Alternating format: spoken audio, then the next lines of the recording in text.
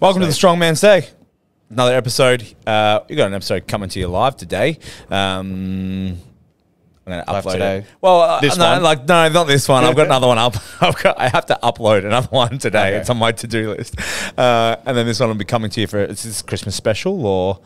It probably will be, yeah. We kind of need to get this out before OSG though, don't we? That's very soon. Yeah. Could do a live podcast, but I feel like that's probably really risky. No, we don't want to do a live podcast. I mean, we don't edit this, but No. often. No, we don't. The wrap. So always like to start off with what has happened lately in Australia and internationally in the strongman world. Obviously, we've had the end of the, kind of grateful that we can stop talking about the qualifiers for a little bit.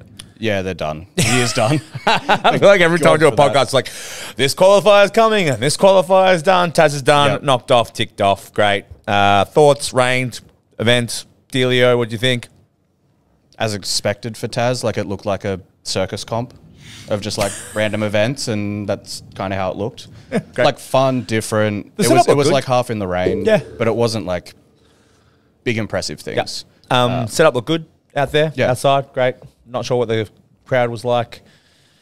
I don't know, it was just We on were the street somewhere. We were hungover. Which is always good. I was hungover. Yes, I think it's you go. were. We had a friend's wedding that weekend. We're in Tassie. And everyone's like, "Oh, you guys down for the comp?" We're like, "We're actually here for a wedding, to be Yeah. honest." Just strange timing. Yeah, it's just because it was interesting. We went to Leviathan and stuff, and everyone was there, and it was good to catch up with people. LDS Western Australia was on. Yes. Did you catch any of it yesterday? Yeah, I Anyone watched all of it. Great. Yeah. What do you think? Yeah, it was good. They have a really good turnout in WA. Yeah, because it's interesting because first and foremost, we've been accused of not knowing people over in WA, Yep. which is fair. Like, we don't see them as much, you know what I mean? Unless they're competing over in the series and stuff like that. For a long time, we didn't actually hear much from WA in the strongman scene. Yep. And the strongman scene in WA was always a little bit turbulent in terms of like promoters and that kind of stuff. Like, it Yep. sort of always just seemed like it was changing hands, or the organisation of the WA strongman scene wasn't the best. Coming along now, though, right? Yeah. Power to Empower. Yeah. That gym. And Taking the reins. blanked on his name. Ben. Okay. Did South Australia. Yeah. Competed with him. Yeah, he's great for it. Like, Yeah. he wants to get people over to WA. Yeah. He's like, oh, I'll try and pick some events to like bring people Yeah. across. He sort of ties in with AS and the qualifiers and wants to build What's it the up. hard thing as well? It's just so far away from the rest of the country. Like, They're far away from each other. Yeah. Yeah. True. Everyone here to get just a comp together. Yeah. Yeah, everyone here assumes that like, oh, you all kind of live near Perth, so Perth. you train No. and compete with each other, and it's like some of them have to drive 3 hours Yeah. to get to a different gym Yeah. on either side of it. So like they're very spread out. Yeah, and there's not a lot of gyms either to like, but unless you're central, like there's Yeah. not a lot of gyms to be doing strongman, you know, like strength I stuff. like the WA scene. I feel like it's the western side of Queensland. Yeah, sure. Like everyone's more laid back. Everyone prefers like rugby league. Everyone's a bit more bogan. There's Yeah. heaps of Maoris. Yeah. There's heaps of like New Zealand culture. So it's just Yeah, people sure. wearing boots, people Yeah. wearing cowboy hats. Yeah. Like it's a bit more like Wild West. Yeah. Just very similar to like Queensland. Slightly less refined, maybe, is what you're saying. Like, Yeah, I mean, like I tried to get Matt Bayless out of his work boots for 6 months, and he still refused. So, yeah, when you see people go up and like some of the people competing and they're just like no equipment, yeah, sure, no knee sleeves, Yeah, nothing, yeah. just straight in Yeah. and doing it. So and strong. yeah, Look at a strong scene over there. Like, they're Yeah. strong. Like, I mean, obviously, Nah came over there, but you got like, Megan Clark. You got a whole bunch of like really strong competitors Yep. who have come over from WA. Max McCall's come over, so he's done ASM and stuff. Yeah, you've Then got Adam. Adam Fulgrave, yeah, who was really strong, and he's getting better and better and better. Like Dan on the weekend, who I coached, 145, 150 log. Do you know what I mean? Like, pretty solid. 200 kilo stone in training, like strong 90. Yep. Then and he'll be doing middleweight series. You got Adam Fulgrave at the moment in the heavies, probably Yep. flying the flag. You've had And then- quite a strong scene over there. Just haven't typically seen much over the last, like, I mean, we've been doing this for 10 years over here. And we just, even when Arnold's and stuff was on, like, we didn't get a lot of WA. no, it's like a 5.5 hour flight. Exactly. And it's expensive. expensive. Super Yeah. expensive. So, But yeah, they did well. Izzy did well. yeah, Izzy Barrett. Yeah, Yep. I had Izzy compete and James Yep. as well, which it was hot. Yes. Apparently it was like 30, 35, 36 degrees. And like by stones, I think it was only like 29 degrees or something like that. Yeah. We had New South Wales strongest on the weekend. Did you see much of this? Yeah, bits and pieces, but the live stream's hard to like piece keep up together. with. Yeah, because there's 2 lanes and it's sort of like zoomed back. Yep. What are your thoughts? New South Wales strongest. Competitor numbers. New South Wales strongest in its heyday versus now. What do you think? Yeah, it's down a lot. But I'm pretty sure Benny ran it. And it's just like, I think it's just been up in the air for a while of when New South Wales was going to be. Yeah. It's hard to slot in now as well. Yeah. But otherwise, that went well. There was a Saxon bar deadlift event, which was going to come into our thrilling. Which is that going to come into our dumb events category for later? I don't mind that as an event. I think the thing that always irks me with like you pick an event from like a different sport, is then you change the rules from a different sport. Sure. Like, I think that's the thing. If you're going to do arm lifting or an arm lifting event, keep the event rules that they use in arm lifting. Is that what you're saying? So for New South, it was like your hands had to be outside your feet. You couldn't like sumo it. And it's like, yeah, but I think that's the sport. In arm lifting, like that's how they bend their arms and pull it. Yeah. Like I like that because it's standard and then you get to compare the lift you to did to the people that actually do arm lifting and go, like say like Lockie did great in it. Could I transfer across and have a play? Yeah. Fair point. We had Magnus for Pui. He did well. I really like saying his name. Yeah. Tiano did fucking great. Crushed. Yeah, he said really, really good. Just consistent. 5th? Yes. In amongst a 13, 14 guys, something like that. And strong. That classic is a thick field of up and comers. Do you know what I mean? Like that's the guys trying to like break into, if not already have broken into, that next tier.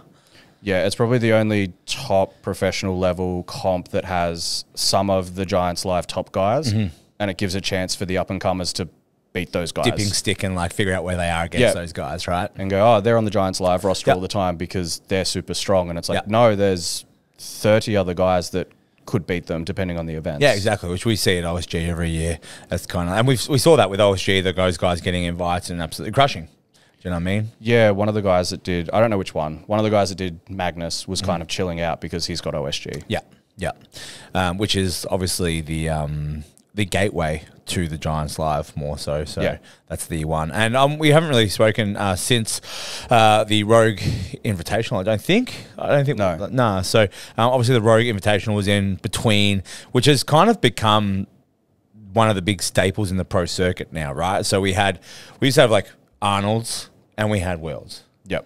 And now we've kind of got this next, obviously the Giants Live stuff ticks around, and that's obviously one of the big like the Giants Live circuit and those competitions are obviously one of the big like staples of the like ticking over comps and those big stadium comps. But in terms of the comps that athletes want to win and the ones that bring in the prize money, it's going to be World's Strongest Man and Arnold's was always the two, and now I've got Rogue Invitational. So those are kind of like the three comps. Classic. And the Short Classic now too, right, as well, of course. So they're kind of like your big four for the year for those guys. What do you think about the Rogue Invitational? I like the events. Yep. Like it's similar, like there was all medleys or they like coupled things together. Yeah. There was plenty of like mistakes with like the timing and the call outs and stuff like that. Yeah. But the events themselves, great. I mean, overall, you're pandering to the CrossFit crowd. Do you think? Like, not pandering to, but like you've got them engaged. That's what they're there for. So to make the sport or strongman as the aside to the CrossFit stuff, to make it as interesting as possible, you make it as followable as possible, right? Head to head, or you have like the medleys and stuff like that, which make it kind of a little bit more interesting. Do you think? Creates like a start and a finish line, which is easy to watch. And then they obviously had like the buzzer. Yes, the buzzer was cool. Yeah. I did like the buzzer. Which everyone was like cracking the shits about. Yeah, I like the buzzer. I think it's great. Yeah, I think it's from a spectator viewpoint, like a game show sort of standpoint. Like I like it. Big fan. But it also, they had a backup timer as well, but that was to actually stop the time. Yes. So then there's no issue with like the ref. Yep. No disputes, right? And everyone's just like, you can't have a buzzer because athletes will forget. And it's like, how It's your job. It's your job to be an athlete. Like we talk about this all the time. Strongman is adaptable to the sport, right? Yeah. So yeah, like someone would like Tom would load a stone and then like celebrate and then be like, "Oh, the buzzer." And it's like, it's not that hard. Do we give Tom leeway though? No, not at all. It wasn't just him though. It was like a few people. Yeah. But yeah, otherwise, like great comp. I think the women's like prize money for that, 100 grand. Yeah. So Inez won that. So we had Inez and obviously Mitch Hooper. Yeah. Who won the men again? That guy. Yes. Mitch Hooper won, obviously, the men, Inez in the females. Now, you're talking about Inez's prep, and you're talking a lot about how a big part of her prep was focused and revolved around dialing in the small things because she generally makes some mistakes, right? Yeah. Now, big part of the Rogue Invitational and the Mitch Hooper is unbeatable is that idea that like our top athletes getting worse. Like, is their strongman IQ getting worse? Is it?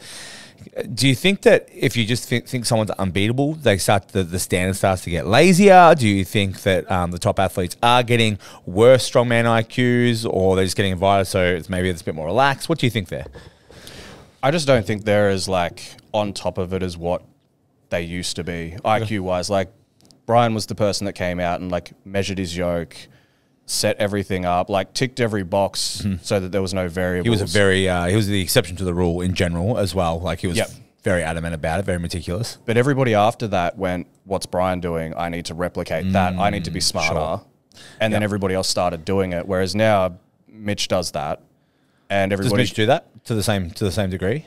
Yeah, he sits there and watches everybody do the stones and goes, "Cool, I just need to rush and slot myself here." Like before every event, he's like, "I'll come third here, I'll come second here." He's analysing, he's trying to figure out his placings, etc., etc. Yeah. So like Tom came third. He came third on the Investone lifts. Yes. And he was just slow between lifts, and it was super easy. Yeah, I did see this. Yeah. And it's like, you've got to go with some like intent and some pace. Like if you want to do well, he was making sure everybody wasn't quick, and then Mitch came out and there's moved through them pretty fast. There's being safe and being like, I don't want to mess something up, and then there's just being slow. Yeah. And also, if you want to win, you can't be safe and not mess up. Like you have to run that risk. It's going to be a happy medium. And that was Mitch on the log where he like full leant back and almost missed the clean and just stuck with it. Yeah. And said afterwards that like, if I put that down and like did it again, I definitely wouldn't have won the event. Yeah. And I mean, he came second by like a split second. Sure. But if he didn't. But the intent was like, I just need to stick with this so that I can get max points here. Yeah. Because the clean again is going to be taxing again, right? Like 2 cleans at a heavy weight, but also it's going to be time costly, right? So I think he's the only person that still carries on that sort of thing. And now everyone looks at Mitch and doesn't go, "Oh, he's really smart." They just go, "Oh yeah, he's an alien." He is. Yeah. Both. But he still made a few of those mistakes. Yes. And Thor still beats him on. He does make mistakes. Some things. Yeah, for sure. Like Thomas Evans still beat him on like the log. Like beatable if other people are smart. Do you think that he is beatable if other people are smart? The right events, the right day. Yeah. Sure. But yeah, very unlikely. Yes. But people need to be smart and on top of it at every single Giants live, so that if that is it just that level? Do you think it's a Giants live level, like a Rogue? Or do you think at Worlds it's different? Do you think at are we seeing that at Rogues and Arnold's, for example, just heavier events where people are just going in there just to try and lift the thing, or they're not thinking about the strategy side of stuff because it's heavy? Or I always think that with the pro strongman, like their technique is usually worse than everybody else's. Like they get easier calls. In general, they're the exceptions to the rules, right? Yeah, and if you get invited back and you're that same 12 people that get to go to Rogue and go to Arnold's, like you don't have to fight for it. So you get more relaxed, you think? Yeah, and they probably just go, well, those 3 are going to win, so I'm just going to battle it for 5th. And I just don't think they try as hard as the up-and-coming heavyweights. Do you think if they're watching this, which they're likely not because we're weight class athletes, do you think they'd say otherwise? Do you think they're like, no, we're trying. Like, we're really trying to dial in the small things and we're analysing those events. Do you think they're going to be saying that? Or do you think they go, you know what? Those little guys are right. No, like, we're just kind of lifting. We're just going in there to lift shit. Everyone thinks they're trying. Yeah. Everyone thinks they're trying as hard as they can, but it's like, like we've spoken about, some people you just need to try harder. Yeah, and like I think think deeper about it, right? Yeah, I think that's why Magnus is good. I think if you took all the guys from Arnold's and then go, all right, let's throw you in with 20 other randoms that never got a shot. I would love to throw the Giants Live guys in with the OSG guys. Throw them all in. Yeah. Like, it'd be very interesting. Or especially like you get like Bobby Thompson or like guys that have really strong events and really weak events. Yeah. It'd be very interesting who stacks where. Like Magnus, weird events. Tiano beat Evans Nana, Shane Flowers. Some really big name standard guys that everyone says they're top 10 in the world. Yeah. Just New Zealand's strongest man. No one knows who he is. No. They're the under... I mean... And that's... Every country's got that. Yes. They've got like a guy or a couple guys who on the right day or the right events can come through and just really show them what's what. It is always, like anything, like any competition, it's always going to be event dependent. And it always depends on who shows up on the given day and how they perform on the given day. Yeah. I just think the 15 guys that do most of the Giants Live comps, there's another 15... That could replace them very quickly. That could replace them, besides the Mitch or someone else. Yeah, besides the top tier, like 2%. Yeah. Like the top 3 guys that are exceptional. But there could be a couple of heavyweights that never get a shot that could run a yoke as fast as Mitch. Yes. But we don't see it, so Mitch just looks like he's unbeatable. Yep. It's like there could be... Because they had that event kind of thing. And that was Mitch years ago. Yes. Yeah, he had that random guy that came out of nowhere. Yeah. Because everyone was like, oh, no one will beat Evan Singleton on a yoke. Like, and then, random Mitch comes out of nowhere and everyone's like, what the fuck? Yeah. So there could be another one that just didn't get their shot. Like, yeah, that's it. Doesn't get their shot. Depending on where they live, depending on like... Well, Mitch forced his shot. Yes. Yeah. He tactically pushed that very well. Which is intelligent, right? Like, you got to play the game. I tell that to my didn't make friends, but he made it happen. But he makes friends now. Yeah. If you virtue signal hard enough, you will make friends. Yeah. I'm considering that with like the Stone. Yeah. Because like Dan had a crack at the 205. Yes. And I think in that first attempt, his like kind of third attempt at it or something, or his second attempt, he got it really close. Yeah, second attempt. And then after that, he just sort of should have walked away. Yeah. Not just kept going and going. But hard conditions within a whole comp as well. That's something where I'd be like, you know what? Let's just organize next year and go Dan, Dylan, me, and anyone else that wants to join in. Yeah.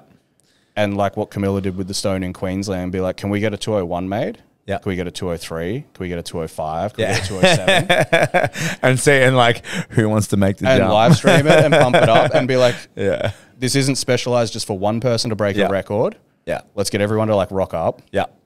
And there's a whole bunch of 2 kilo stones and like, let's just fucking break the record. Yeah. I like it. Yeah. And so if we're talking, you don't think so we're talking about the big guys, or the Giants Live guys, maybe not dialing in their strength side of stuff, but they're strong, right? Yeah. And if you look at the weight classes, they're leaving points on the table, right? But the weight classes, if you look at the weight classes, that doesn't happen. No, the weight classes are very, very competitive, but they're trying to extract my favorite strongman for this is like a Josh Lancaster. Because if there is a different or alternative way to approach something or to think about something, that's a guy who's tried it. Like the staggered hands on the log. Like I haven't tried it. Yep. I'm not sure I intend on trying it because I'm split jerks, you know what I mean? Yep. But like, to do something and go, you know what, that actually felt good. I'm going to try that on the log. Oh, that actually feels quite good on the log, having a slightly offset hand position. It's very interesting to think. And like, I think a lot of the weight class competitors are so close and are vying for those spots so tightly that like they are thinking about those small 1%ers. Do you know what I mean? Yep. Because if you look at the Giants Live scenario where they're getting re-invited all the time to the same competitions, if you did put them back into, like, weight classes don't have a Giants Live where you pull out the best 10, 15 guys or girls and they're just constantly getting re-invited, right? So the best guys in those weight classes are constantly going overseas with competitors of 30 numbers trying to vie for just top 10 spots. Yep. Like, that's savage. Do you know what I mean? There's only so quick you can go with. Because if you put the top 30 guys in the world or top 40 guys in the world all the time, and you said, okay, well, it's open slather. Like if you're competing at the best and these are your numbers, or we're inviting you, like that's where you come in. Like then the competition gets very different. Yeah, which is what World's Strongest Man is meant to be, but it's a TV show and there's heats and it 100%. Favors seeds. So it's not an even battle. But then you would have people who beat Mitch on a yoke. Yeah, do you know what I mean? Then it would be tighter across the board. Like if we actually re-engineered the heavyweights to look like what us lighter weight people have to put up with. Yeah, we're going to have those opportunities, right? I think they'd be a lot better. I think it'd be very interesting to see how that shakes out in the wash. You know what I mean? Who stays where they are and who goes, oh, you know what? Like if the best 40 guys come all the time. Yep. These points get shared a lot differently. This all looks a lot different, and I don't have a spot. Yeah, which shows like the Magnus, they got up to like a 380 silver dollar deadlift. And it's like weight class athletes could do that. Yes. Or their axle for reps is like 350 or 360 at Giants Live. Yeah. And some guys get like 1 or 2 and then like tap out or something's going wrong and it's like doing 340 for 5 or 6 in the 105s at the moment in the suits, like as weight class athletes. Yeah, there's weight class athletes that could beat the top guys on those specific events. Do you know what I mean? Like everyone sort of thinks about this. It's like, oh, I'm going to try and get a Giants invite as like a lighter weight athlete and stuff. And there's guys who have tried.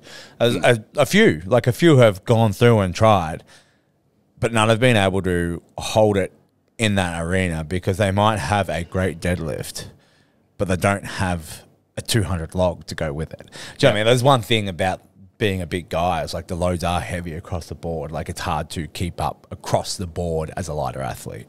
You'd have to be like a Graham Hicks, who was a 105, and now is very much a heavy. Yeah, 100%. And then like they get heavier. Like Kevin Ferris, great example. Do you know what I mean? He was 105. Yeah. Great 105. Really good open as well. Do you know what I mean? Like those 105s who generally are a cut above end up putting on weight and chasing that like heavyweight circuit.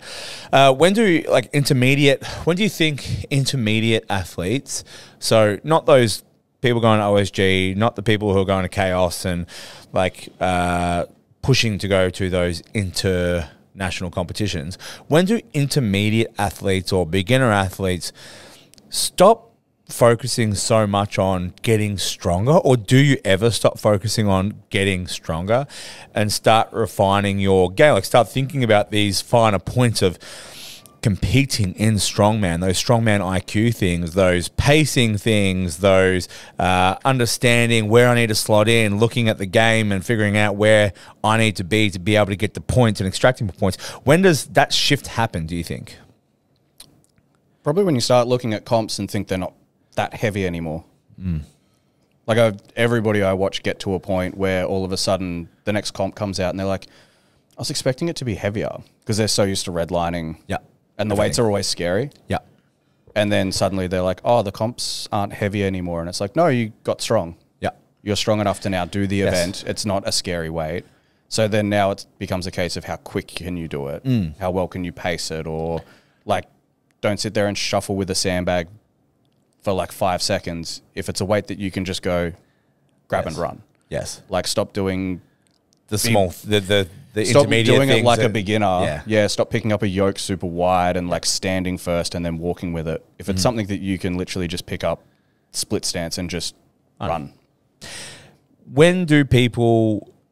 Do you think it's like an escalation thing? I don't think that most people should be doing comps where they always feel like they're redlining. I feel like you're choosing the wrong comps if you always feel like you're redlining or trying to push to that top end comp, right?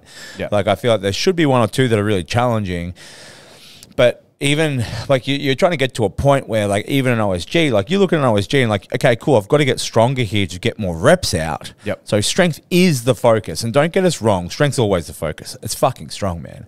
Like we're always trying to get stronger, right? It's always in the background. Like we need to get more reps, we need to lift more load, and strength's not linear. Do you know what I mean? When you get strong, your strength, how you start your prep and how you end your prep is not the same thing. So you're always trying to get stronger throughout that prep, but like I look at it on OSG and I no longer go, okay, whew, like I'm not going to be able to hit any of those loads. It's like, okay, cool. It's a 150 log. It's a 340 deadlift. They're all achievable numbers. like it's 400 kilo yoke for like the 105s, for example. Yep. All achievable numbers, but I need to be able to get more out of it. So I need to get stronger. But on a 408 yoke, like you guys are the same with the under 90s, people are so fast. I need to get quicker. I need to make sure my pick is proficient. I need to make sure my first few steps are accelerating and proficient. Like you need to dial those small things in, right? So you're not doing a 380, a 390, a 400, a 410, like for the last month at a slow walking pace. No. Because like, how do I... If you're strong enough to be able to pick it up, you don't have to go to that number. But yeah, you have to get much quicker. 100%. And like, I guess the pickups one, the sandbags for you guys at OSG, that'll be a big one. Like, how can you pick up those sandbags faster? How you can take off. And then it's also like when you work on the other components or the other modalities of strongman. So like your fitness, your work capacity, your speed. Like when do athletes, should that be going on in the background all the time? Or realistically, should you be just focusing on strength until strength is at a reasonable point that you can start pushing those things? What are your thoughts? I think the stronger you get, the less you need to do. Yep. Like everybody wants to push harder and like every week. Yep. Like if I'm not deadlifting heavy every week, I'm not getting better at deadlifts. And it's like I only deadlift every second week. Yeah. And it's the strongest I've ever felt. Yes. And I've probably done that for the last year and a half. But if I did that 5 years ago, you never would have gotten strong.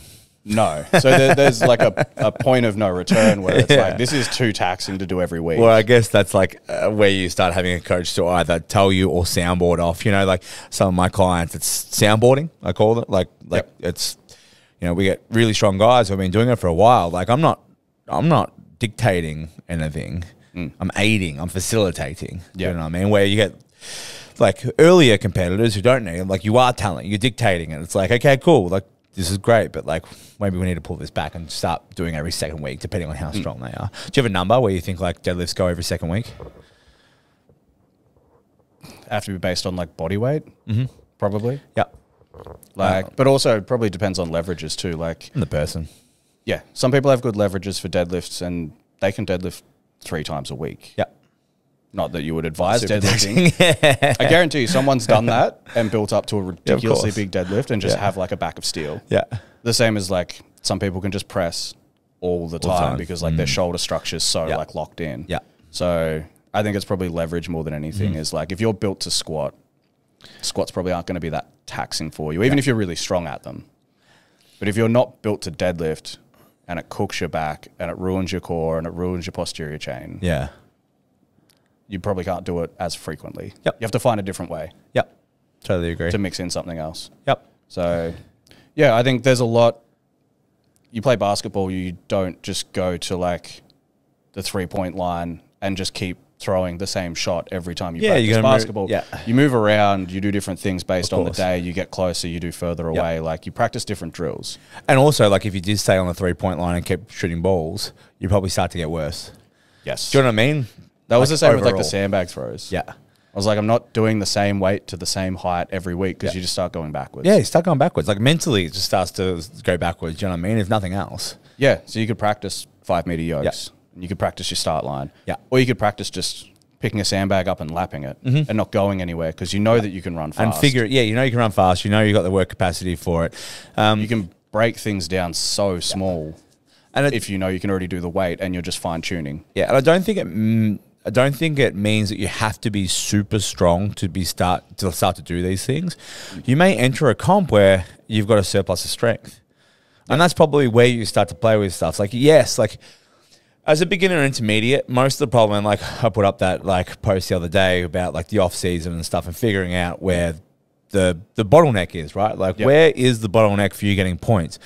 Most beginner intermediates, it's kind of fucking everything, right? Like, make mistakes, not strong enough. You make mistakes, Your psychology, you get rattled in competitions, you're not strong enough, and you don't move well enough. You know what I mean? Like, but like, what's the biggest domino? And like, realistically, I think coaches in general tend to get like, especially in today's day and age, and I tend to maybe be a bit blasé with this, but I think most coaches, no, not most, but I think a lot of coaches get too fixated on how clients move to start off with instead of getting them strong. Because they're going to have to weed through some shit reps to figure out what good reps feel like.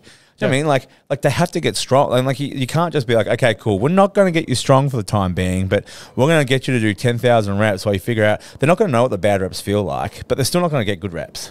Do you know what I mean? Like at some point you kind of need to be like, cool, let's go. Like let's train, let's get you stronger.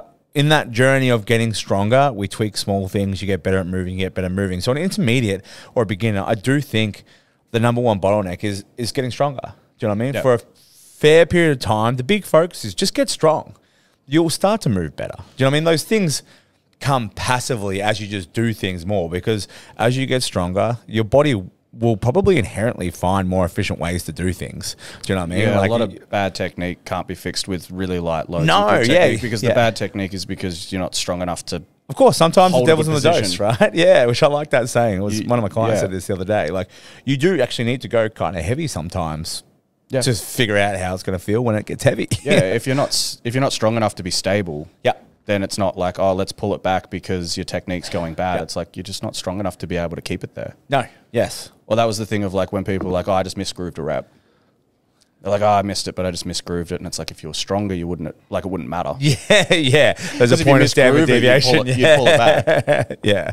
So you either misgrooved it or you're just not strong enough to like keep it there. It's a combination of both, right? Ideally, Yeah. you don't misgroove it, but you need to be strong enough or robust enough to be able to bring it back when you do misgroove it, because you're probably going to misgroove it. If you've got an AMRAP of... If you were strong enough, you wouldn't misgroove it. Yeah. Yes. Why'd you misgroove it? Because you lost control of it. Yeah, true. Yeah, 100%. I mean, I misgroove 60 kilo deadlift sometimes, but it's not a factor. Do you know what I mean? Like it's not perfectly in the groove, you know? It doesn't feel right, but it doesn't matter. Yeah, I think for the most part, intermediates definitely need to focus on getting stronger. Yeah, well, like powerlifting's more simple, and you're a powerlifter now, so you'll understand this. Well, there's less components or modalities to refine. Yes, right? but they break down where like energy leakage is, and they break down little points, and they really refine how you squat to get the most out of a squat. And then in strongman, it's like, well, I'm just going to pick up the farmers and run, and it's like, are you starting like preloaded? Are you starting with a split stance? Where are you grabbing on the handles? Like we don't do that. Yeah. We're just like, well, if I just get stronger, I'll run faster. Yeah. Whereas powerlifting, and yeah, there's only 3 things.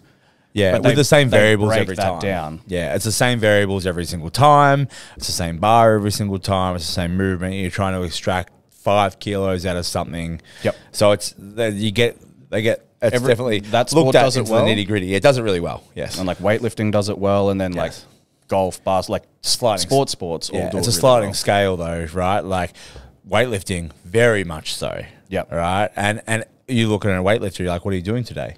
Well, I'm doing like hang balances, and I'm doing block pulls, and I'm doing everything they do is like, we've seen it time and time again, like weightlifters not even doing accessories. Like they just do variations of the lift, right? Yep. So you've got a sliding scale, then you've got powerlifting, which is still very nitty gritty, 3 lifts, so 3 things. Same modality, same execution every single time you get on competition, same scenarios, no variation or variability in what they're doing. Powerlifting, exactly the same, but an extra lift in there. Definitely more hypertrophy focus because of the nature of being maximal strength, right? Yeah. But then you have the sliding scale of like strongman, where it's like, well, how many buckets do you have to fill? How much time can you put into each one of those small technique things? And how many modalities is there that we're trying to encompass in this competition? We've got muscular endurance, we've got work capacity, respiratory ability to be able to like, you know, there's so many variables to train for or think about. I guess is it impossible to put that much mental energy into your execution in those lists when there's so many ever-changing variables? If you slide the scale further, CrossFit have like 30 different things to work on. Yes. And they still do individually break those things down. They work on like their running mechanics. Yeah. They work on their weightlifting. They work on a lot of those aspects like separately. And they have more stuff to deal with than probably what we do. But obviously the weight is always sub-max. So they can do more work, right? Yeah, and they're doing 20 to 30 reps of something. So like if you misgroove something a little bit, it's not going to be costly. But still, I think we could definitely do it Better. more. Yes, I agree. And then like you said, Josh is probably a good example of somebody who maxed out his technique to get the most out of every lift when not being very strong. Yep. he's stronger now, but before he was moving numbers that when you just look at like his normal gym lifts and stuff, you're like, you're not strong enough to be doing that. And moving those numbers. He was just so good at leveraging the and then it hits a ceiling of like, okay, you've maxed that out. Now you're just physically not strong enough. Yeah, and that's exactly what we're talking about, or I was talking about with the bottlenecking, right? Yeah. Like in the off season and stuff. That's someone who moves really well, technically super proficient, very good at utilizing the implements. Okay, cool. Maxed out, capped out, not getting points. Well, guess what? You can't lean back on your log anymore. And guess what? We're going to have to build up your squat and you just straight overhead and your dumbbell press. Do you know what I mean? Like we're going to have to get you stronger and put more muscle on and then move that back into your proficiency, leveraging implements and leveraging, cheater movements to be able to get more load, right? So it's very easy to do. The stronger I've gotten, probably the worse I move. I agree with that. Compared to years ago, like I watched some of the lighter events and I'm like, I don't know if I'd be quick enough. I said this to you a while ago. Yeah. Like I said, like you get lazy because it's fun to just be stronger, right? Like you're just stronger and bigger. But like there's definitely a like you're carrying more muscle, but like there's some things where you're faster and you moved better on some of the things previously when you weren't as fucking jacked. Yep. But consistently around the board, were you as strong? No, right? Like nowhere near it. So it's like, and performance-wise, I'm still like I do events better now. Like I would beat my old self in overall, in a comp every day of the week. Yeah, but still, I look back and I'm like, you used to move so much better. Yeah, that's kind of me after OSG, where I'm like, I just want a couple of months of like coming to the gym in the morning, jump, move. Well, that's probably the missing link. Like if you look at someone like yourself, it's like you've gotten strong over the last couple of years of competing on that international circuit. Like you've pushed your static strength and your size to it's probably starting to be the limit. Like you'll still extract a little bit more strength out, but like you don't want to get much bigger. Do you know what I mean? And like you could get a little bit more, like you can get stronger, but what's the limiting factor? Like where are we leaving points on the board? It's like, well, I need to get quicker.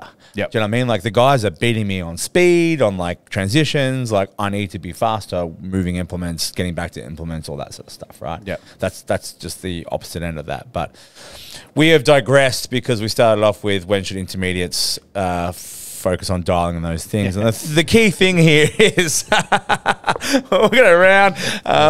The key thing here is they should be working on it the whole time. Whenever you approach and implement, you don't want to be thinking about the different ways that has to happen in your warm-ups. You might try a split stance with those sandbag picks. You might grab those sandbags as is, but long term, the main focus is going to be strength until it's like, okay, cool, I need to get my transitions faster, or I need to throw in a little bit of anaerobic cardiovascular activity to get my fitness up so I can get through moving events better, or start looking at the other modalities or the other parts of your game to start to get that better, right? But for the most part, intermediates and beginners need to get strong because it's strongman and strongwoman first, right?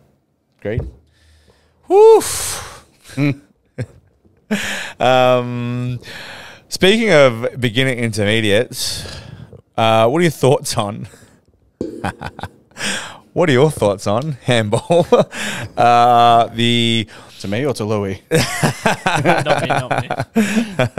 Louis, because it's applicable to him. What are your thoughts on the minimum standard versus qualification weight and their close spread? As a novice intermediate, I won't call you a novice just because I'm being nice. Intermediate. I'm a novice now. Novice intermediate competitor. I think they're just not needed.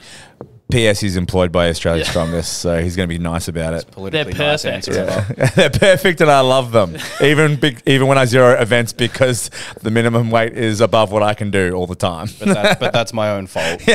I'm not strong enough. I think now, like, I think the qualification weights only apply if there's not a full podium anyway. Is that right? Could be. Not too sure.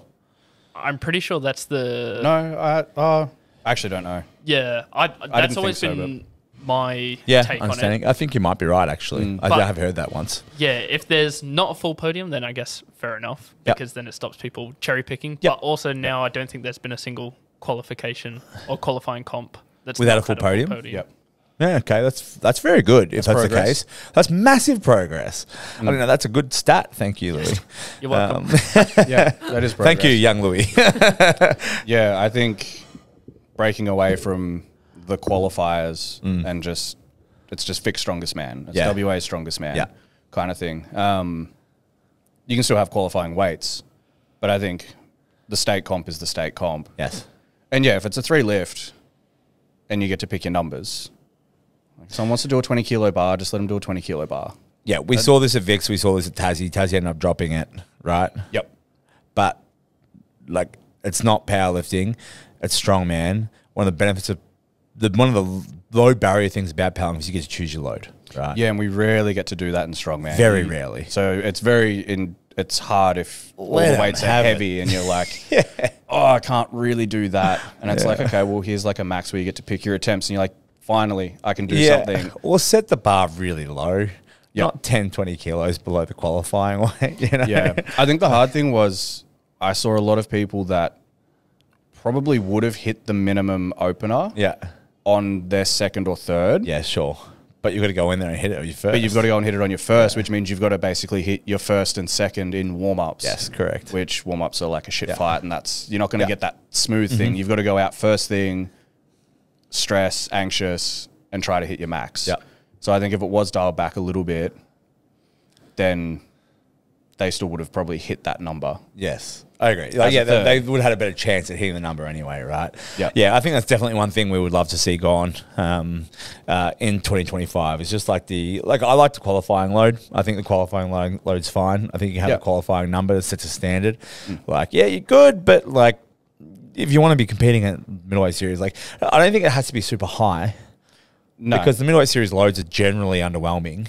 That's like the other thing too. Like a lot of the qualifiers had like heavy yoke. This is the thing. The qualifying loads were fucking heavy in some comps, like heavier than what we've had in the middleweight series. Like we had 130 farmers in the middleweight series, and like some of the like the one that I did anyway. You know, everyone that did the qualifiers are like, I'm so scared to see the middleweights events, and I'm like, typically they're kind of the same. Yeah, that's what I mean. I feel like the qualifications were probably on the heavy side overall. I thought Vix was probably pretty fine, bar the it's just interesting. You've got like a really heavy yoke or a really heavy something, and then some really light stuff. But then middleweights doesn't have a heavy yoke.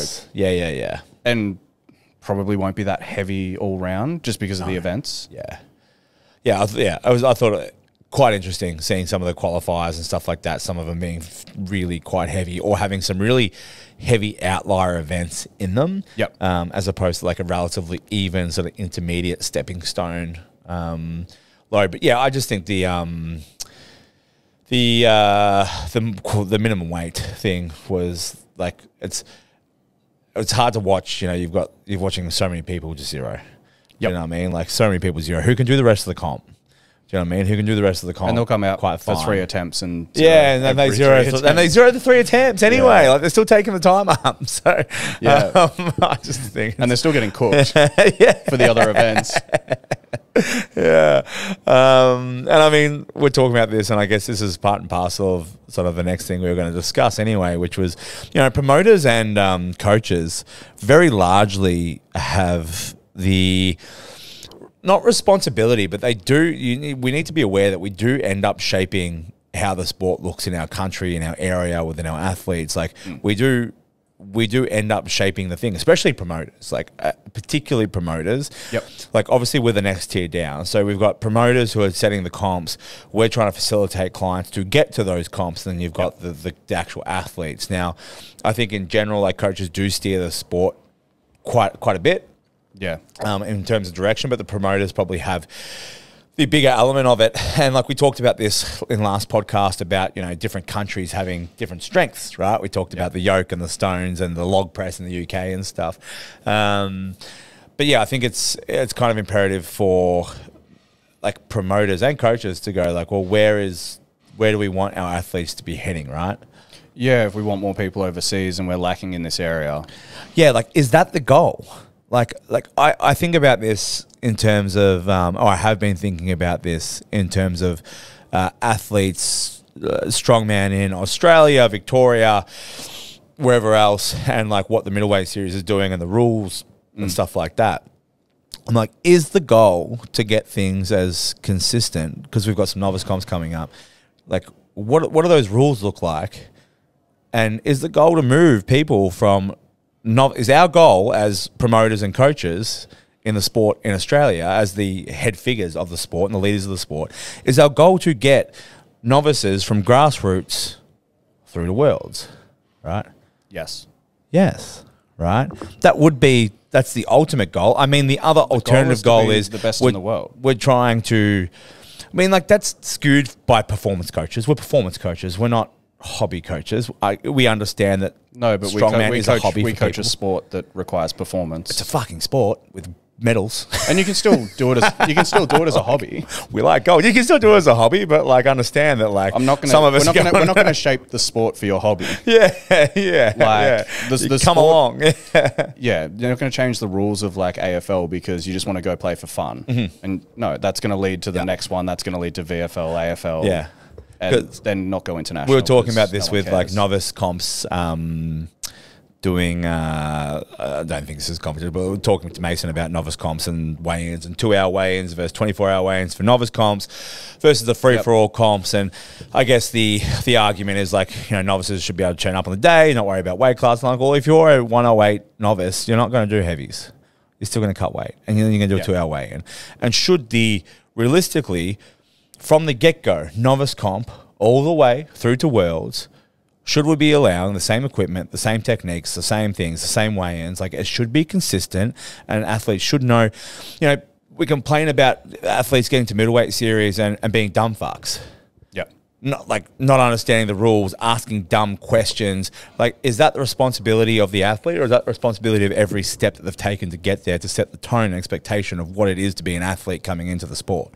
I think if you make it simple enough, even like the dumbest fuck will figure out most things. I mean, it's strong, man, not smart, man. We say that a lot, but like the goal is to make it as simple and as easy as consistent, possible. right? Yeah. Like, we weigh in 24 hours, we weigh in, we go to the comp the next day. This is what we compete in. This is equipment.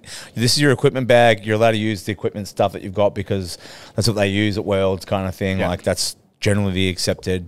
Do you know what I mean? Like, we're trying to make it as consistent as possible, right? I think that's the thing. And I think like we see this a lot with the big. It's interesting because you do shape the sport quite a lot, because we've seen this with the athletes' body types, right? Yep. We had Arnold's really, really heavy, and we had Worlds for a long time. Yep. So we had 180, 200 kilo Eddie Halls and Thors and like Brian Shaw's coming in. Worlds at that time was static and heavy, or static and heavier than previous years. Even mostly Arnold's was. But yeah, you see like the Big Z era of like Big Z. Yeah. And then you see slightly leaner Z. Smaller Z. Yeah, medium smaller Z. But then you see like you had like the years where Thomas Saltman and stuff were rocking abs, and there was a big wave of like body composition stuff, the guys changing. World's Strongest Man was tending to be lighter. And then comps came along that were heavy, like Short Classic and stuff, and it's like suddenly we're seeing a swing back to some heavier guys having a crack, right? Yeah, so I think if you break that down into a country or even a state, then yeah, what you consistently pick, or like not just, oh, this is a once-off comp, let's do these events. It's like, will that lead into the next comp of events? Yeah. So like the state qualifiers, it gets everybody strong because it was all heavy. It was all pretty heavy. And now middleweights, no one's going to get strong. They're just going to move better and be fitter and get like more skill based for middleweights. End of the world in terms of a and this is the other thing I've been trying to speak to once off comp. Yes, yeah.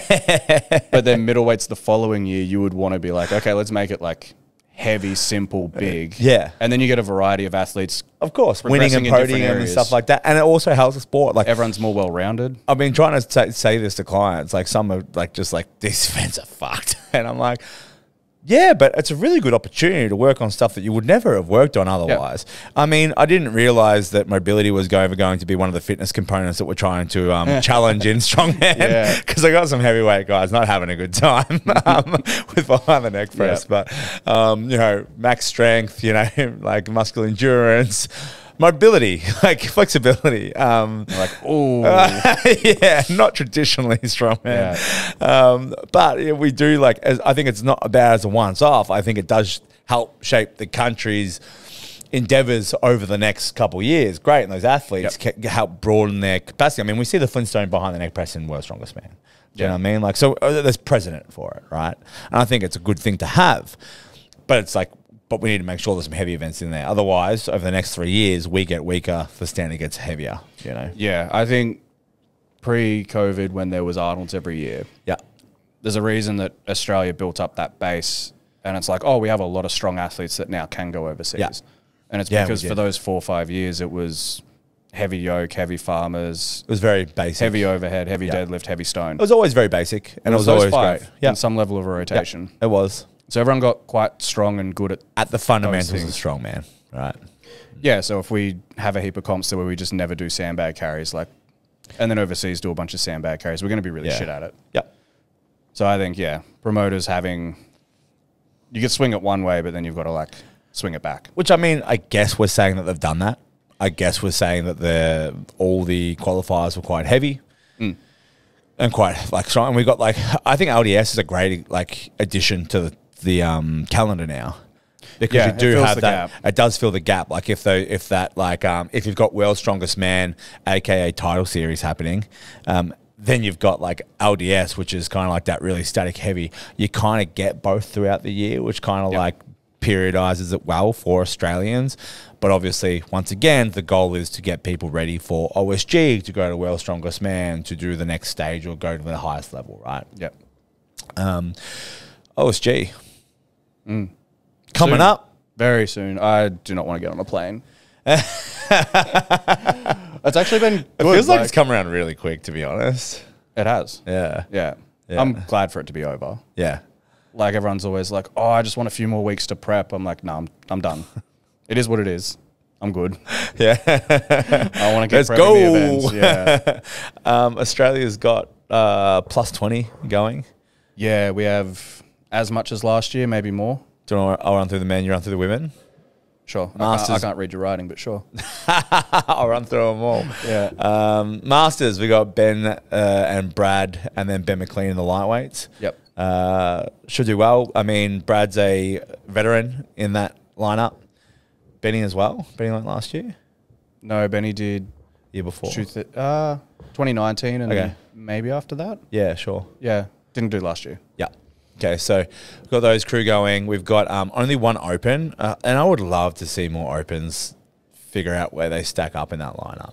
We only had one open last year, and it's the exact same open. Yeah, Josh Pataka going back over again. Holding the fort. On a 3 or 4 week prep. He actually should do pretty well with those events.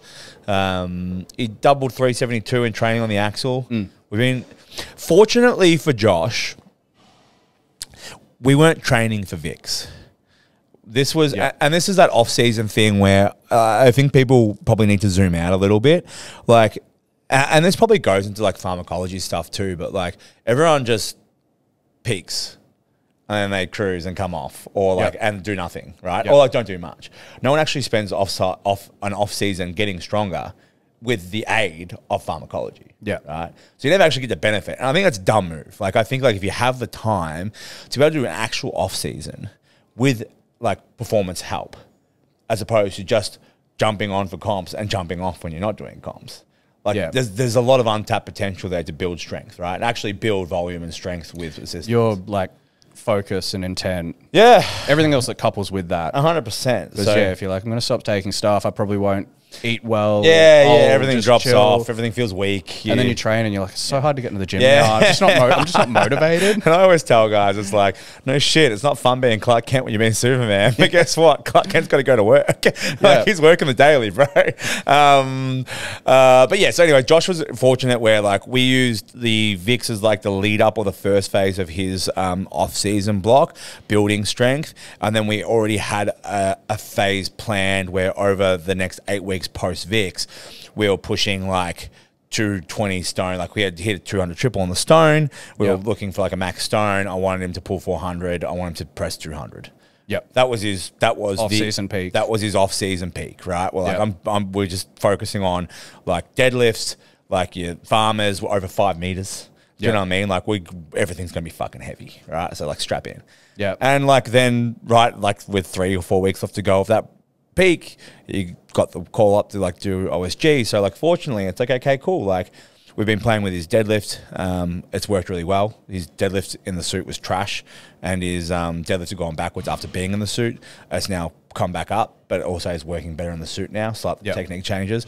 So now he was having trouble with 350, 360 in the suit. He pulled 372 for a double on the axle in the suit. Great, right? He had 172 double on the log, which is much more consistent. His yoke's good, and his moving's pretty solid. Do you know what I mean? So he should be all right. You got Kyle in the 105s, who's only 105. Yep. Which you coach? Yes. I think Luke posted today that I think he's the only person in the 105s that's not from America, England, or what was the third one? Canada, maybe? Yeah, right. So there's not a lot of diversity this year in the 105s. No. Yeah, interesting.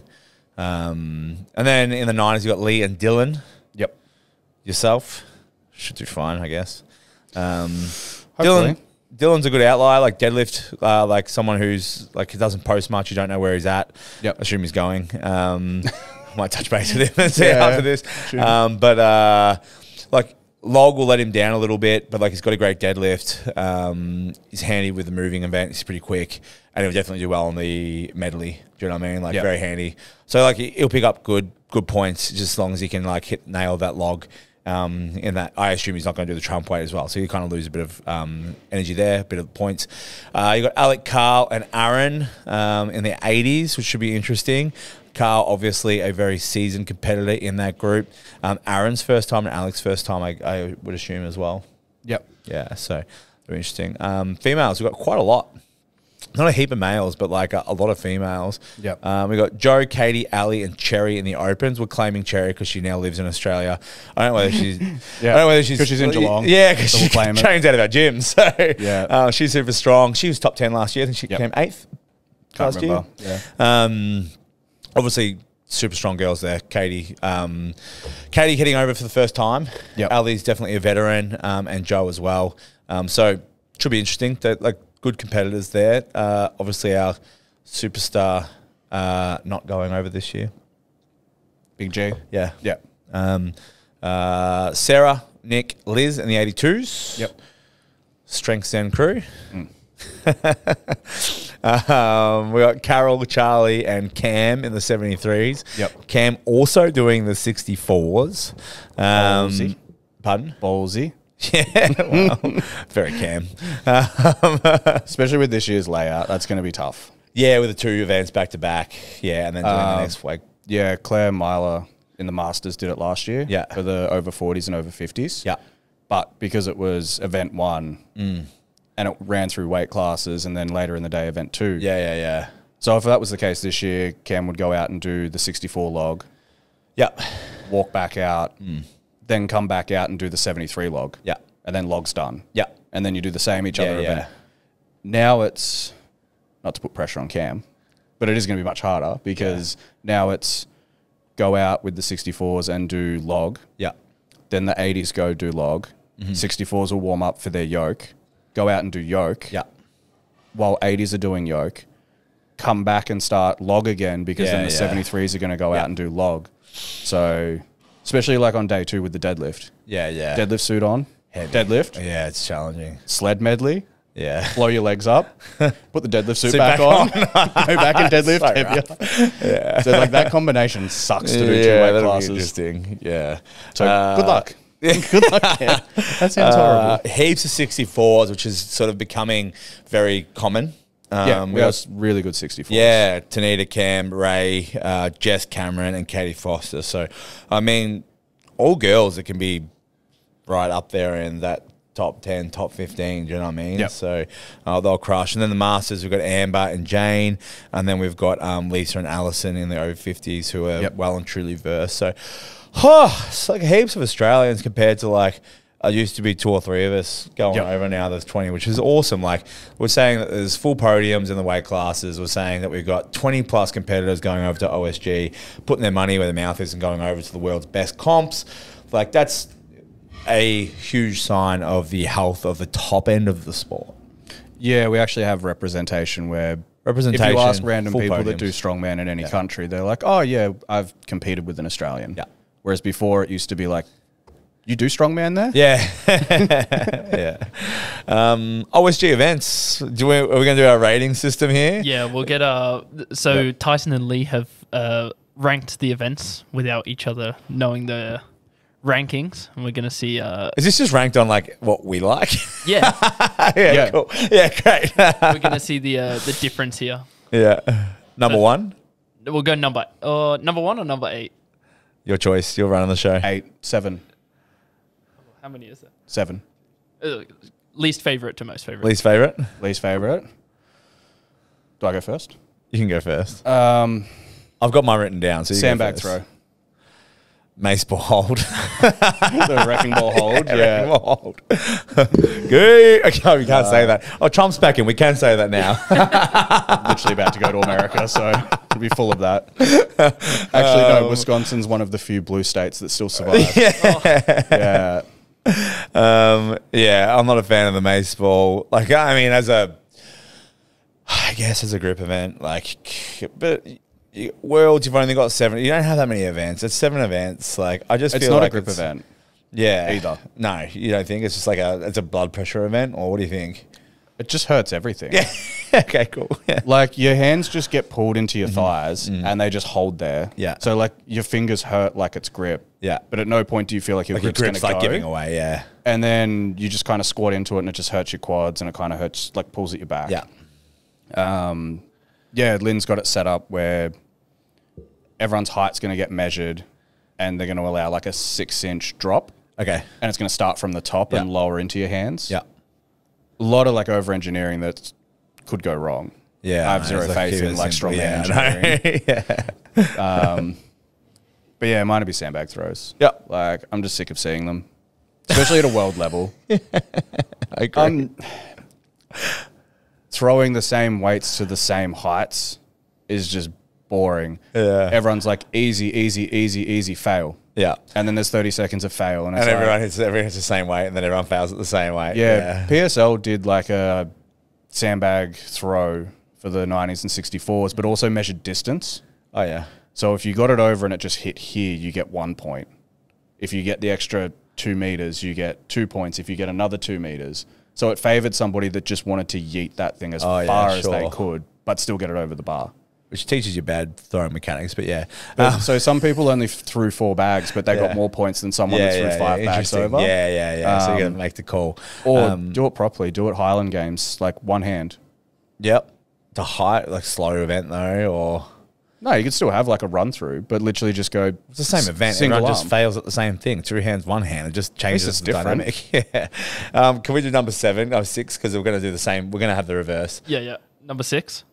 Yeah, it will probably be the reverse. It'll be the hold. Yeah, throwbacks. Yeah. So I mean, like, we're kind of same. Like the How exciting are the finals going to be? Like, and that's my thing. And like, this is the same thing as like, I was really like, I didn't make it, so who gives a fuck? But it didn't affect me. But like, I think last year was 2 or 3 events for the finals. 2 events. Sandbag stones. And that's really dumb to me. Like sandbags, you have 2 events to pick the winner of Worlds, and you pick a fucking sandbag throw. Yep. And a stone. So like stone, sure, great. It used to have a second overhead. Yeah, like second overhead or some sort of strength element. Like the car walk, sandbag throw, and thing. Yep. Great. 3 like strongman events. Do you know what I mean? Yep. Mace ball throw, mace ball hold, wrecking ball hold, and throw bags. I know they've added an extra event, but it doesn't really like I'm like, yeah. And it was supposed to be natural stones, but they've changed that by the looks of it. Yes. Yeah, so it's just the stone run again, right? Exact same stone run. I thought so, because I thought originally it was natural stones. They were going to get made up and stuff, but I saw that they announced that it's not. So, yeah, anyway, throw bags, I totally agree with you. Like, we've seen them a heap. They're every year. It's the same outcomes every year. The same person's going to win it every year, and it's not really... Like, it's a very much a skill-based movement, but I just don't think, like... After, like, I think it needs to be mixed up more to yield different results. Like, if you're going to have a stone run and a sandbag throw every year in the finals, you're going to see the same podiums every year. Yep.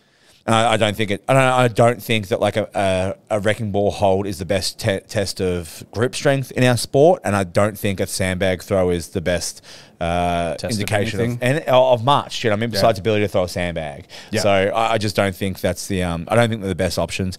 Number 5. Number 5. Oh, it would be number 5. I was trying to work it out.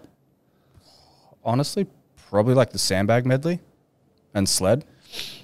Same. And as a standalone on its own, I probably wouldn't. I'd probably think it was more fun. But I did a sandbag backwards sled last year.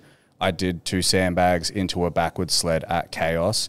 I also did some other sandbag fucking event somewhere else. I'm cool with sandbags, and I'm cool with a sandbag medley or something of the likes. I've just put it in the same spot because it's the same as last year, different. And if you want to yield different results, you need different events. Do you know what I mean? Like, make it a 5 sandbag medley, just run over a bar. Or make it 4 sandbags and just have, like, ascending sandbags. Or make it, do you know what I mean? Like I'm cool with a sandbag medley or a moving medley, but, like, we could probably be more creative with that. Yeah. Changing the direction that you pull the sled is not changing the event. No, you just push it forwards. Yes. And the sled push isn't even hard. The pull's not hard. Do you know what I mean? Like, you gassed out, but the flooring and stuff like that could be different here, but it's not the tough component of that. Do you know what I mean? The sled also looks odd. It looks like a digger bucket. Yeah. And like this big face, like it's quite short, but so you can run and throw the sandbags like directly into it. Yeah. And then I think you've got kind of like 2 D-shaped. Yeah, it's like supposed to be like a scrum forward push kind of deal. Yeah, it's just got handles. And probably like the other thing I'll say is like on the flooring, depending on how slippery the flooring is, like the forward push is definitely less desirable than a pull. Yeah, because you might nose and your dive toes, nose dive and stuff like that for sure. So yeah, both have death medley as that one. Yeah. Number 4. That's kind of hard now because they're all good. Like I like them all from there. This is where we'll see the difference. I'd probably have to say the axle deadlift. Yeah, me too. I'm close to putting axle deadlift as 7, to be honest. I'd much prefer it than the deadlift ladder. Yeah. Sick of a deadlift ladder. That's the same thing. The deadlift ladder's been done to death. So I'm really glad they didn't do a deadlift ladder. But like axle deadlift I just don't like personally. That's probably I like that. I like the axle deadlift as an event. Like I think it's a great event. Yeah. I think it's. I mean, it has been done a lot in official strongman lately. Like we had the like you guys did it at Chaos. Was that last year? Yeah, it was last year. And then they had it at Europe's. Yeah. As well. Like so it has been done a little bit. But yeah, I mean, as far as like that setting, I think it's like a rep event is great, and I think very glad they did the Trump weights too. That was I think the weight selection's perfect. Yeah, I agree. Now that because they didn't originally have the Trump weight, and it was very light. Yeah, that would have been terrible. Yeah, that would have been shocking.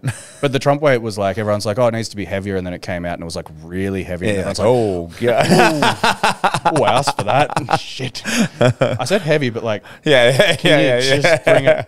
But I think it's perfect because I think. For some people, it's going to be a case of go out and hit a 1 rep max. Yeah, agreed. And if you do it, it'll score well, and that's great. Simple, done. Yeah.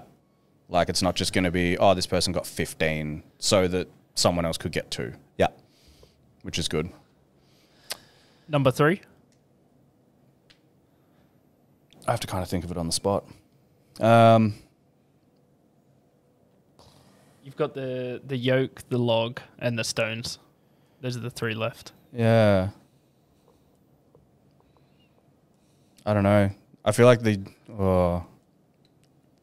maybe the stones because it's just the same as what it was. Yeah. But I really want to do the stone run because I didn't get to do it last year. I really like stones. I put log, but I definitely agree with your sentiment. Yeah. Where it's like where stones is kind of like same as we've done every year for the finals. But also stones are fucking strong, man. Do you know what I mean? Like the stones are the stones, and this is why I won't give it away, but like I've got log there because it's top 3, so I still like log. Log for reps is great. The Trump weight's great. It means that like you see some strategy. The Trump weight is heavy enough that guys should be getting a few reps. You know what I mean? Like the good guys should be getting a handful of reps, maybe like the top end, and a lot of people would be just getting that 1 or 2, and then a lot of guys in that 40 list will probably not get anywhere near it. So I like the load. I think the loads are good. And I think log clean and press is good. And you've got stones there for I think, a very valid reason. Yeah, I still really do want to do the stones.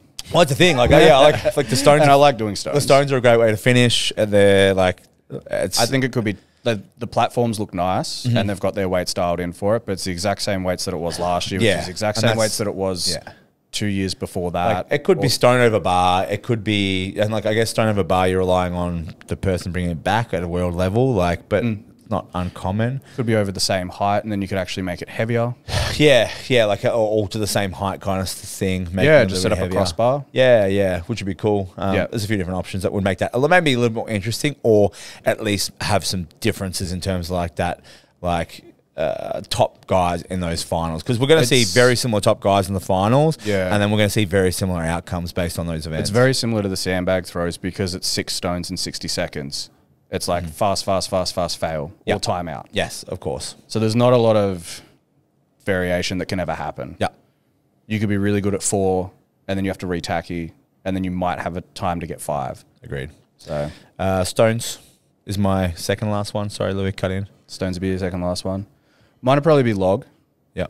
Like, yeah, so it's reverse. I like that log's there, and it's like good and it's simple. But as far as like number one, like car yoke is just cool. Yeah, I mean, we're skipping ahead, but yeah, yoke's number all one for me left. too. Because like you get to walk a yoke. I mean, yoke's a very traditional event. Car yoke is very like. Have you heard of strongman, Atlas stones, and they walk the cars? Do you know what I mean? Like, trucks. Yeah, and pull trucks. Like that's the 3 things. Now, I don't think we're going to do a truck pull at OSG anytime soon because that's a time sink. So as far as that goes, for me, stones second, right? Like I agree, log, stones, same. Yeah, great events. I think they're well placed. I like stones because it's very strong, man. I think it's an exciting way to finish as the last event. You see the race happen. You know, like I liked it when they it's head to head. That's very exciting, right? Yoke, 4 lanes, bang on. Car, very, very cool. And it's just strongman. Like, and I like a yoke because I'm good at it. So, yeah, I don't think I'll probably be good at the car yoke. Yeah, and the yoke, like I was watching the video from the OSG. I was watching some of the playback stuff on YouTube from the previous ones, just looking at the yoke and stuff for clients doing it, and. It swings a little bit more. You know, you got the heavyweight guys in those yokes. They're pretty tight for the big guys. Like putting your hands or finding a hand place and stuff is very interesting. But it's a yoke and it's in a car and it's a cool photo. That's what we want in strongman. We're paying our way. Trophies are good. Photos are great. I also think that's the one thing that everyone else in America doesn't have an advantage on. Sure, because whereas everyone else, like I'm watching everyone train on like the MB logs. Yeah.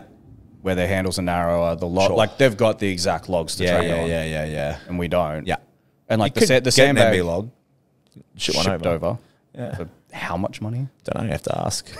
When we first opened Strong Geelong, I looked at it and I was like, I wanted all the MB stuff because I just come back from maybe the Arnolds. They had the stone of steel and they had the yokes and stuff. And the yokes are like that powder coaty, like that grippy powder coat. And I was like, oh, this is awesome. That's what I mean. The logs look like they grip and they're like a different size. And they are. Like, so someone's going to have an advantage there. Everyone's training on different size logs. Yeah. No one's got the car yoke. So everyone's training yoke on whatever yoke they can. Yeah. But everyone's going to hop in that and no one's going to be able to warm up on it. Yeah. Doubt that's going to be in the warm-up area. We're just going to have a yoke. Yeah. So everyone's going to get in that and it's going to be even of like who can figure it out. Or who's just going to risk it and like survive. Yeah. So like I think that's fair, whereas like the log, someone's got an advantage on it, or previous years like the sandbags or something like that. Yeah. I like it. Very similar. We want the mace and the throwbags gone. We can do better. Yeah, it just doesn't test strength. I mean, like it's strongman, right? It's the same argument with the hang and all that sort of stuff. Like it's strongman, it's typical strongman. We've seen it done before. There's a precedent for it, so it's valid. But it's always in context and also at the level of like worlds. I just think... What if it was a sandbag throw for max distance? Because we've had that randomly in comps. Yeah, sure. Different. You might see different... Like, I think it's really boring. But like... What if it's who can throw a shot put the furthest? Yeah, great. Do you know what I mean? Like just any different. Who can swing a golf club the fastest? Yep. Who can hit a golf ball the furthest? Like have like a simulated driving range and have that as an event. If it's sponsored, who knows? I'd be more likely to see that. I feel like it's the same. I'd be more likely to see that in Australia, to be honest. I feel like it's the same test of strength as it is to be like, here's a T-ball, let's see who can smack it the hardest. Yeah, I mean, throwing is very strength games. Do you know what I mean? Like, Yeah. I do like the shot put throw or the overhead throw. Oh, give us a caber toss. I'll be all for it. Because that actually seems fun. I specifically just would like to see some variation. That's Yeah. all. That's probably the biggest thing, right? Yeah. I think the mace is fine because it's variation, but if you're going to have a mace hold in there, it's the same thing in context. If you're going to have stones and the mace, pick something else. Yeah. Do you know what I mean? Like, have one, like, weird, odd, throwing the balls and see where they land event. Yep. Do you know what I mean? But have at least 2 events that test who the fucking strongest motherfucker in the world is. Yeah. Do you know what I mean? That's all. Anyways, before we turn into grumpy men, more grumpy men on the couch, that's pretty much all we got for you today. So have a lovely week or fortnight. Good luck in OSG. Good luck to the rest of the Australians in OSG. Good luck to our brethren and sisterin from overseas. What? I got no idea. Good luck. Have fun. Go lift heavy. Yep. Lift heavy, be kind. No. God, no. Goodbye.